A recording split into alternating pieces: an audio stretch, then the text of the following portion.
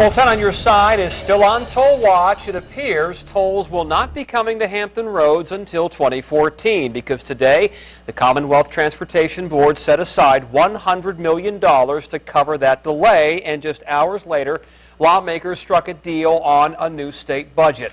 10 on your side's Andy Fox is live in Richmond. Andy, this now goes to the governor's desk?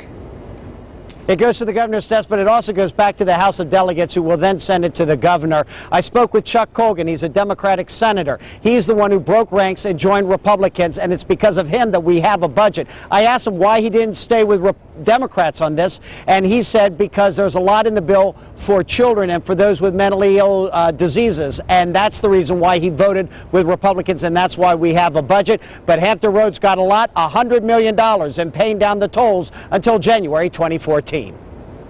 This is all about partisan politics, and this is not about what's in the best interest of the people of Hampton Roads. You could tell the toll of tolls has taken its toll on Secretary of Transportation Sean Connaughton. For folks down there, we thought we were being responsive to Senator Lucas and others. Made it quite clear. They said that this was something, if it happened, they would support the budget, and now they ended up then withdrawing that support.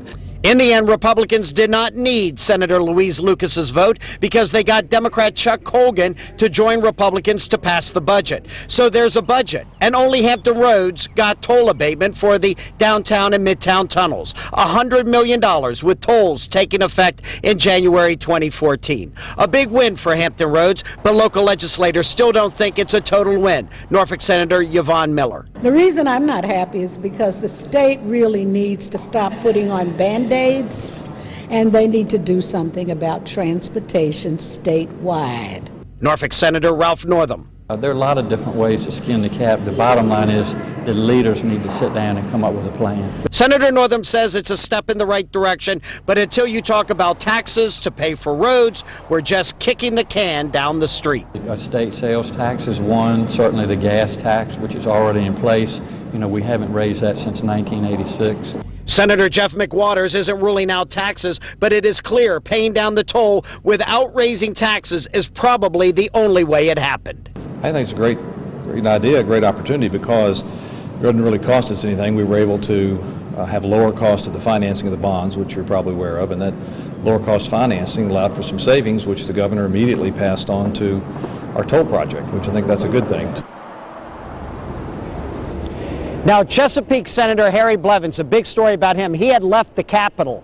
State police were actually told to look out for him. He was on his way home to spend time with his wife, who was dealing with some health issues. They actually got him. State police brought him back here so that he could vote. As soon as he had cast a vote, I am told that he shook hands with Chuck Colgan, who turned with Republicans to make sure the budget passed, and then he got back in his car and he left. But that's an interesting aside about exactly how critical this vote was. Harry Blevins brought back after he had already left the Capitol, brought back by state police. That's the latest from Richmond. Tom, back to you. Difficulty navigating this like rush hour in Hampton Roads. Thank you, Andy Fox from Richmond.